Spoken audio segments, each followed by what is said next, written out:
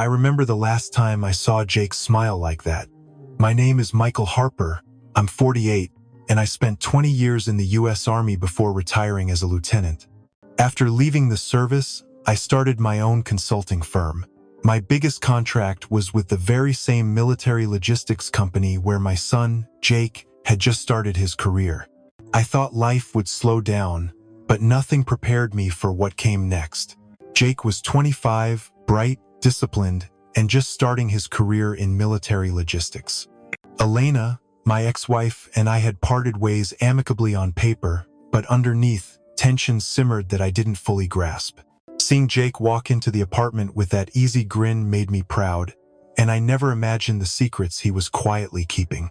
He had a routine, a kind of military precision even in civilian life, and I admired it as a father. I remember that particular evening, watching him pour coffee and set down the plates for our quick dinner and feeling a rare peace. Little did I know, beneath the ordinary moments, Jake had already started to uncover things that would change everything about the world we thought we knew. Life had seemed stable after my retirement, with the familiar rhythm of early mornings and evenings spent with my son. Elena's career had always kept her busy, moving quickly through a competitive consulting firm tied to defense contracts. It was easy to assume she was just another ambitious professional, but Jake's quiet determination hinted at deeper complexities we hadn't fully seen. I found myself drawn to the small victories in Jake's day, like how he meticulously organized paperwork or double-checked schedules, habits that reminded me of my own years in service. Each smile, each fleeting laugh, carried a weight I didn't yet understand.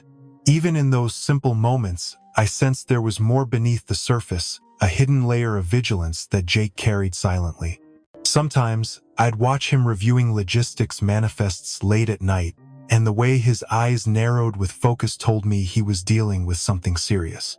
I'd ask him about his day, and he'd shrug, offering only partial explanations, which I thought was typical for a young man in his first significant post. But the unease I felt in those moments was nothing compared to the storm that was quietly taking shape behind closed doors. Even as I reminisce now, I can feel that mixture of pride and dread that defined my early days of retirement. I was a father who trusted his son and a man who thought he understood the dangers he had prepared him for in the military. Yet, unbeknownst to me, Jake had already begun gathering evidence, preparing for a threat I could not yet imagine, and the hidden truth of that preparation would soon redefine every memory I had of him. Every glance, every shared meal, every small conversation carried weight that I had overlooked. I remember thinking those ordinary moments were enough to sustain us, not realizing they were the quiet stage where Jake laid the foundation for what he knew might come. And as I watched him that night, I had no idea that a single hidden secret would soon unravel everything I thought I knew about his life and death. By the time the evening ended and he excused himself to his room, I had an uneasy feeling I couldn't shake. It was subtle, almost imperceptible, the way he moved with careful purpose, and I brushed it off as part of his meticulous nature. Yet, in retrospect, every movement, every glance, was deliberate, a silent prelude to a discovery that would force me to confront truths I wasn't prepared for and would forever change the way I remembered my son. The phone call came while I was still unpacking Jake's things from the office. A logistics container had collapsed at the military supply yard where he worked, and by the time I arrived, it was already too late. The paramedics, the officers, the grief, they all collided in a blur, and I felt my world fracture into 1,000 pieces the moment I saw him. Elena wasted no time turning the tragedy into an opportunity. She had her lawyer draft papers immediately, claiming that the accident exposed Michael Harper's negligence as a father who pressured his son into dangerous work. I was accused of giving Jake reckless advice, of instilling habits that supposedly led him to ignore safety protocols, and of failing to supervise him despite his adulthood and military training. The media quickly picked up the story, casting me as the negligent parent who had indirectly caused his own son's death. Headlines painted me as a man clinging to outdated discipline, forcing young soldiers to risk their lives for efficiency. Every detail was twisted, Every word I had ever said or action I had ever taken presented as evidence of irresponsibility, and it felt like the entire world had turned against me. Worse, Elena's lawyer had coordinated with Jake's company to ensure my reputation was dismantled from within. Former colleagues, some bribed, came forward, claiming I had encouraged unsafe practices, even falsifying testimony to support the narrative. I could hardly recognize the people I had trusted, the men I had worked alongside for years now standing against me in court. Contracts I had earned with consulting firms were suddenly canceled. My military reputation, built over decades of service, was under assault from every angle, and the community that once respected my work whispered behind closed doors.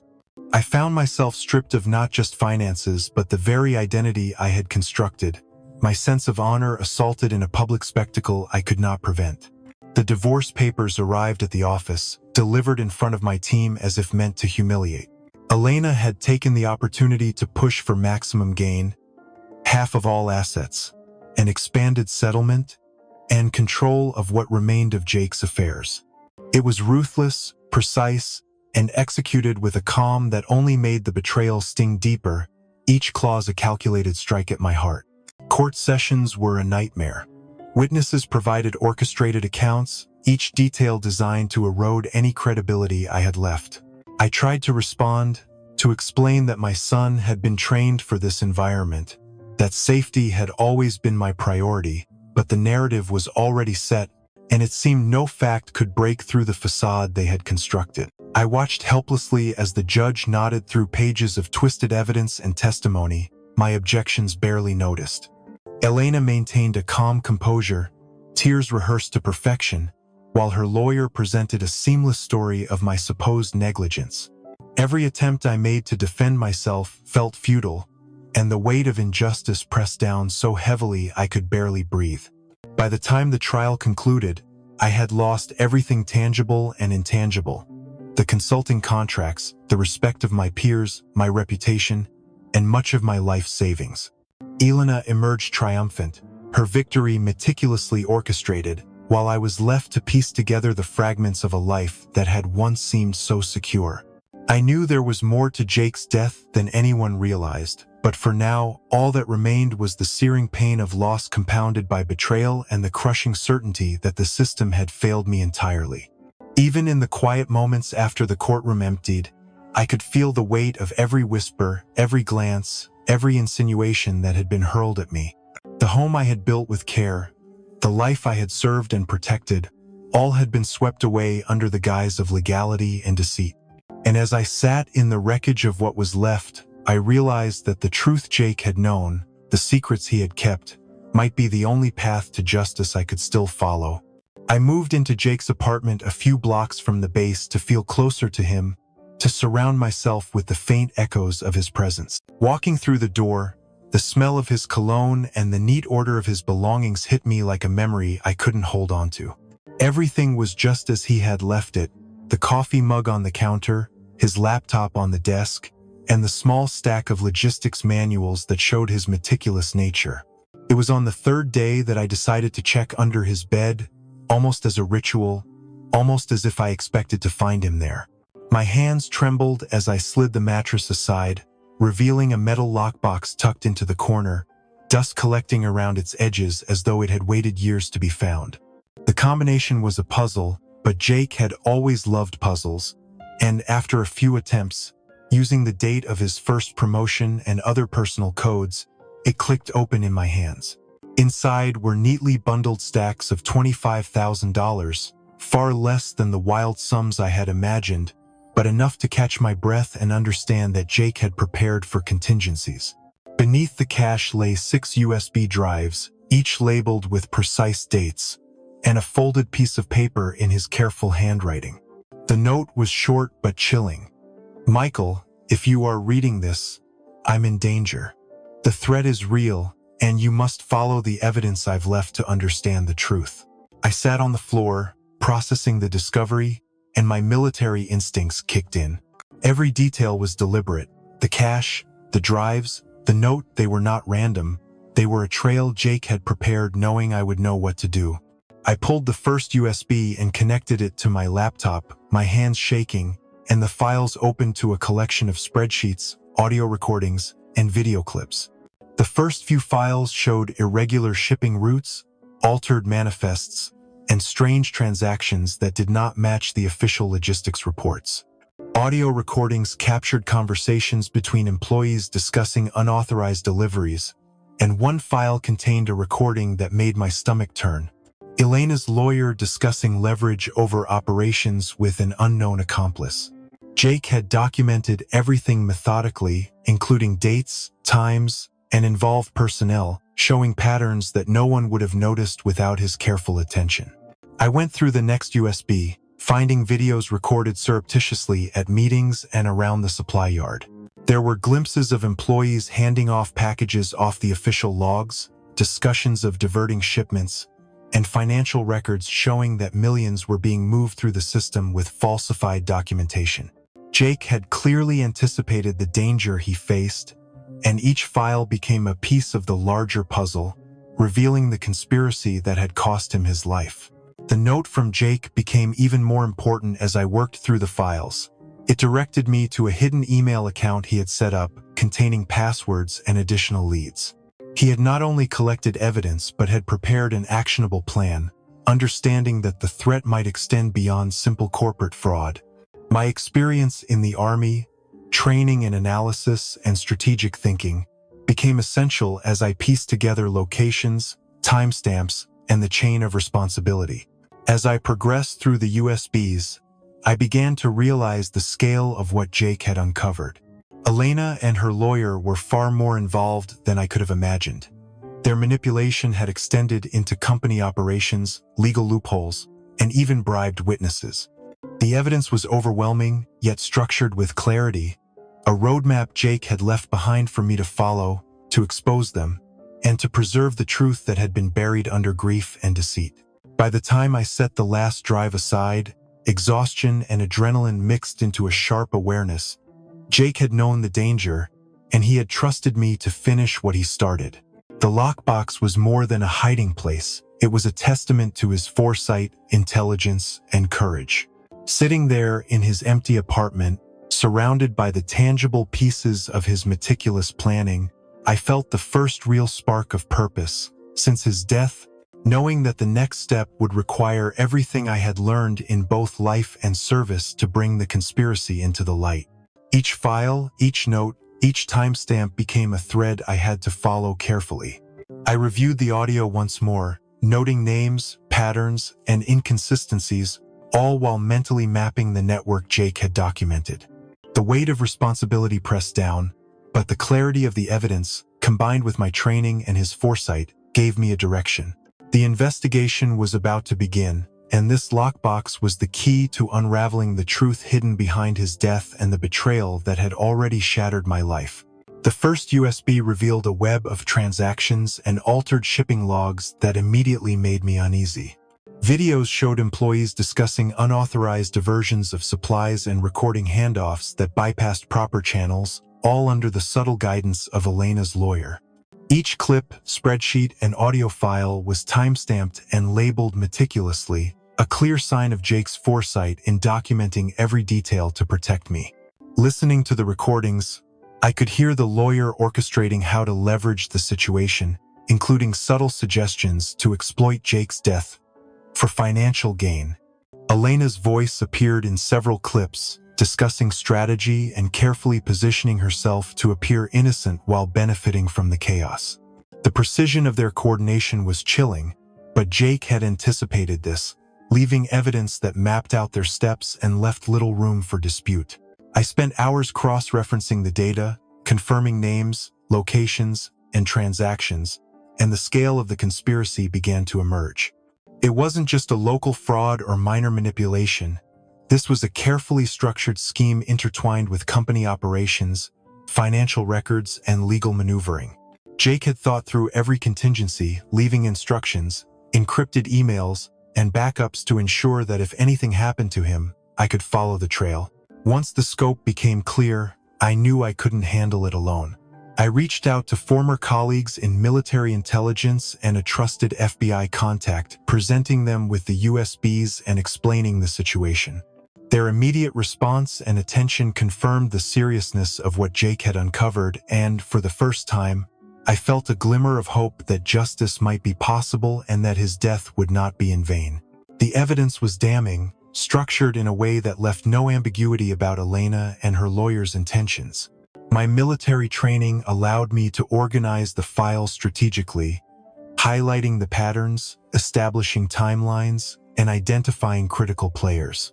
I realized Jake's careful collection of proof was not just documentation but a battle plan, and now it was my responsibility to execute it with precision to expose the truth and honor the methodical bravery he had shown. As I prepared the materials for the FBI and my former colleagues, I felt the weight of the responsibility settle over me. This was more than evidence, it was the culmination of Jake's intelligence, courage, and trust in me to finish what he had started.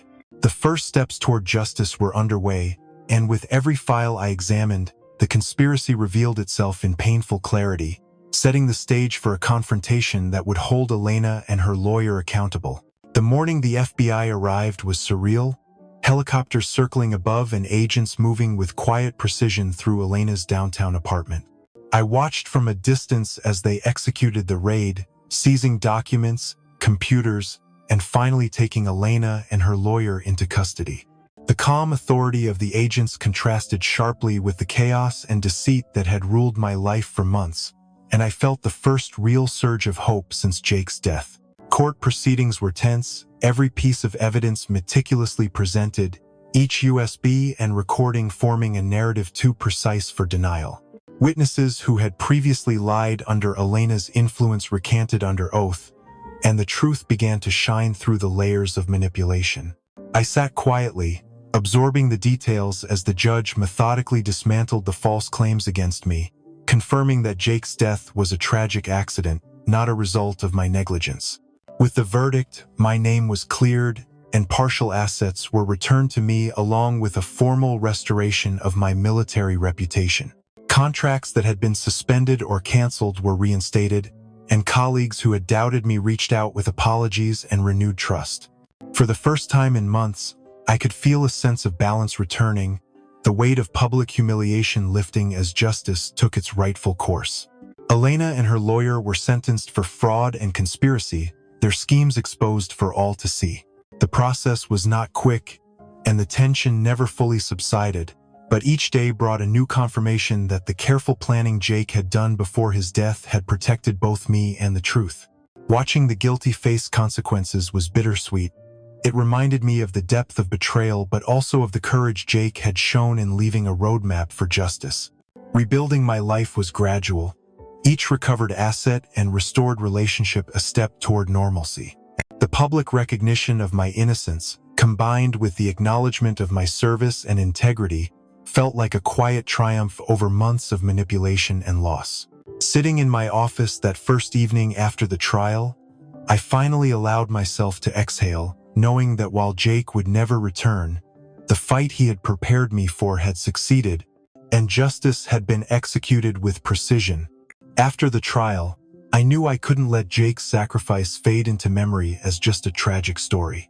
I used a portion of the recovered funds to establish the Harper Foundation, dedicated to supporting families affected by military logistics, fraud, and ensuring that the truth Jake had uncovered would prevent others from facing the same dangers.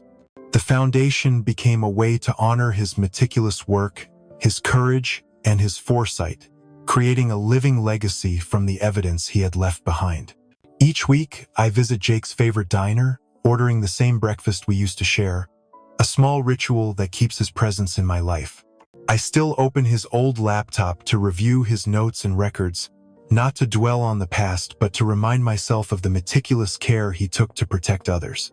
These quiet actions keep our connection alive, reinforcing the values he lived by and hoped to instill in me: integrity, courage, and the importance of family. The foundation expanded slowly, partnering with military logistics units, law enforcement, and advocacy groups to identify suspicious operations and provide guidance to employees who might face ethical dilemmas. Workshops and seminars taught families how to safeguard records, recognize potential fraud, and take measured action without risking their safety. I often see parents and young employees leave these sessions with a renewed sense of vigilance, knowing that Jake's preparation and my persistence have given them a layer of protection. On anniversaries, I set aside time to review each case that has been resolved through the foundation, documenting victories and lessons learned. I leave a small note or token in Jake's old room, telling him the outcomes and how his foresight continues to save lives. It is a personal practice of gratitude and remembrance, reminding me that his death, while tragic, sparked meaningful change that extends far beyond our own grief. The impact of these efforts slowly reshaped my sense of purpose. Instead of being defined by loss and betrayal, I am now measured by the lives saved and the ethical standards reinforced across the logistics community. Every family helped, every corrupt operation uncovered, and every training session conducted is a testament to Jake's courage and to the promise I made to honor him. I have also begun mentoring young military retirees entering the logistics field, teaching them to balance diligence with ethical responsibility. I share Jake's story not for sympathy, but to illustrate the importance of vigilance, integrity, and preparation for unforeseen challenges. The lessons are simple but profound. Courage is not only in battle, but also in protecting truth, and integrity is the measure of character that outlasts adversity. Every evening, I light a candle in Jake's memory, and as the flame flickers, I reflect on the journey from grief to purpose. It is a quiet, powerful reminder that even in loss, action can create lasting influence. Through the foundation and these rituals, Jake's legacy lives on, not just in memory, but in the real, tangible difference made in the lives of others, a testament to the values he cherished and entrusted to me. Looking back on everything that happened, I realize that honesty and integrity are far more valuable than any amount of money or reputation. Wealth can vanish in an instant, and titles can be stripped away, but the courage to stand for what is right and the love we give to family remain. Jake's example taught me that protecting truth, even in the face of danger, is the measure of real strength. I want viewers to take a moment and consider what truly matters in life. We often chase recognition, material success, or social validation, but it is the quiet acts of bravery, the careful protection of those we love, and the daily choices to act with integrity that define us. I have learned that living by these principles creates a legacy far more lasting than any headline or legal victory could. In reflecting on Jake's meticulous preparation and the choices I made to follow through, I see the power of foresight, diligence, and moral courage. He left a blueprint not only for exposing wrongdoing, but also for showing that one person's commitment can protect countless others. This story is a reminder that even in the darkest moments, we can create impact that extends beyond ourselves and beyond what seems possible. I encourage you to think about your own lives and the actions you take daily. Are you standing for what is right even when no one is watching? Or are you letting fear and convenience dictate your choices? Consider how you would respond in a situation where someone you love is in danger and truth is obscured by lies. Your reaction reveals the core of your character. Please share your thoughts and experiences in the comments, reflecting on how you would handle injustice, betrayal, or the need to protect someone you care about. Your stories and perspectives might inspire others to act with courage and integrity in their own lives. Liking and sharing this video helps spread these important lessons and honors the sacrifices of those who fight for truth, even when it costs them dearly. At the end of the day, the real victories are not measured by legal outcomes or public recognition, but by the difference we make in the lives of others and the principles we uphold. Jake's life, though tragically cut short, continues to shape the world for the better because we chose to act on the lessons he left behind. Reflect on that, carry it forward in your own choices, and remember that the most enduring legacy comes from living with courage, honesty, and love. Jake, quietly meticulous and clever beyond his years, became the hidden hero of this story, leaving a trail of evidence no one could ignore. Elena and her lawyer's exploitation of his death for financial gain shocked everyone, revealing betrayal that cut deep and demanded justice. The FBI's intervention and the unraveling of their scheme delivered tension and catharsis, while my journey from a grieving father to vindicated truth seeker provided an emotional arc that resonates and keeps viewers engaged, leaving them reflecting on courage, loyalty, and the power of foresight.